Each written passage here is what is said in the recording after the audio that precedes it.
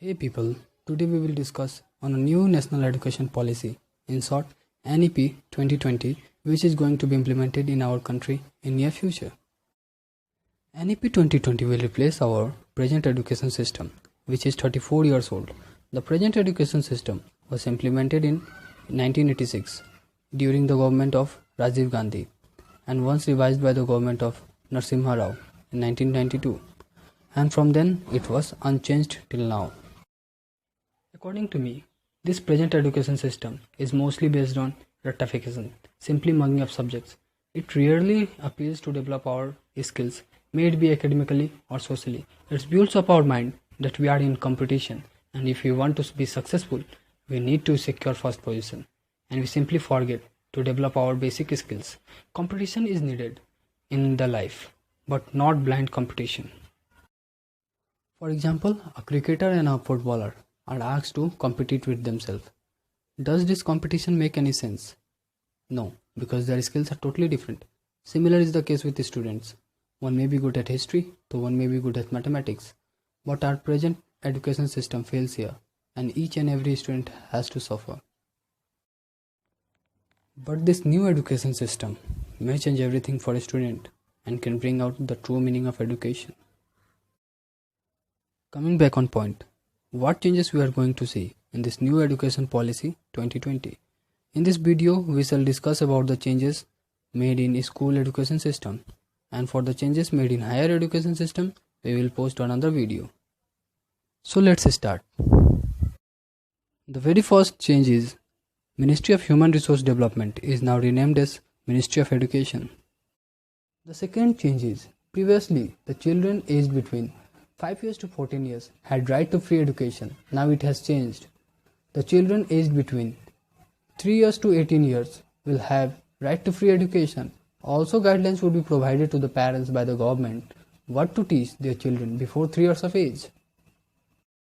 Thirdly, before our classes were divided as 10 plus 2. Now it would be divided as 5 plus 3 plus 3 plus 4. Class-wise distribution is given on slide. Now we will go class-wise, from playgroup to class 2.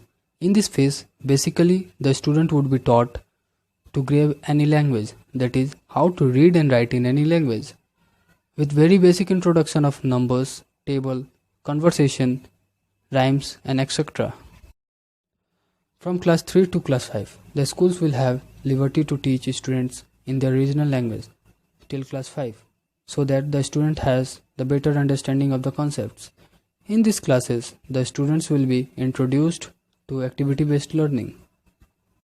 From class 6 to 8, to raise interest in technology, a student would be taught coding from class 6. In this stage, a student would be focused on the practical-based learning. Suppose a student studied physics, and when his mother asked him to repair the switchboard, he could not. Seems funny, but it is the reality of more than 80% of students today. We have the knowledge of the subject, but we don't have the practical knowledge of life. To abolish it, students from class 6 to 8 would be given internships and small projects in which a student may be asked to learn basic works like carpentry and laundry. Personally, I think it is one of the best things in the entire policy, because most of us has a mindset that some works are just for poor classes, or these are not of our level, that we will do that. These changes will change the mindset of the student at the very beginning stage of their life, that no work is big or small, work is work, and we should respect the person who does that. It will also help all-round development of students and make them self-dependent.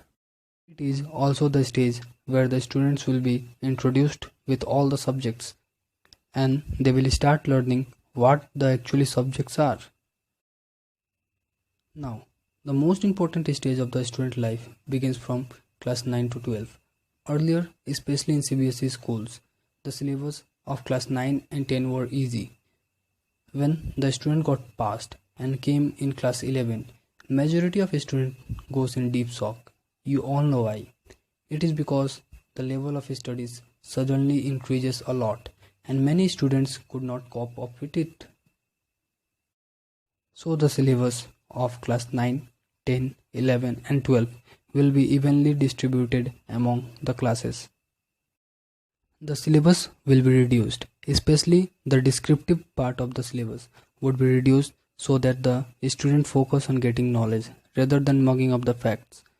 The government had said that there would be no discrimination in subjects and streams.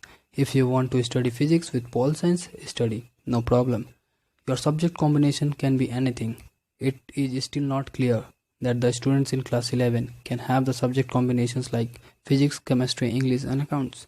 There is no such indications, but from my side, yes, you could have such combinations of the subjects. NEP 2020 also states that extracurricular subjects like sports, music and dancing now can be taken as subjects by the student. Now it's no longer under vocational subjects. If you want debating as your subjects, you can take it. Syllabus and exam patterns will be revised in such a way that process of ratification will not work. The only who has knowledge and clear concept will have flying colors. The question papers will have more objective questions rather than descriptive questions. As the G-Mains examination was conducted, the board examinations are likely to be conducted twice in similar manner to reduce the importance of board examination. No report cards will be issued based on single examination, so-called annual examination. Rather, report card will be based on tests taken throughout the year and your overall performance throughout the year. And these tests are likely to be based on application and practicals of the subject. Now, a very interesting thing, the report cards will not only display the marks in the subject, but there would also be a column where your teachers and your classmates will mark which kind of students you are. Not only this, you will also get a column to judge yourself and put marks you deserve. These all are the changes made in school education system as described in National Education Policy 2020. I personally went through the policy, heard the experts' views on this policy, went through various media reports and then summarized the points in brief for you. I personally believe that it is the finest decision made by the present government. It will definitely bring a revolutionary change in the education system, but I have a doubt on its implementation. Government may spend 6% of GDP on education, but in the rural parts of India, where it is very hard to find proper infrastructure for education, many government-based schools does not have sufficient number of teachers. Will the government be able to provide same education system in these areas? Everyone who watched the video, like the video if you like the National Education Policy 2020. Also comment, will the government be able to provide the same system in the villages too? The second part of the video will come soon. Do follow us on Facebook, Instagram and Twitter. Links are provided in description. And subscribe if you like our work. Jai Hind to all.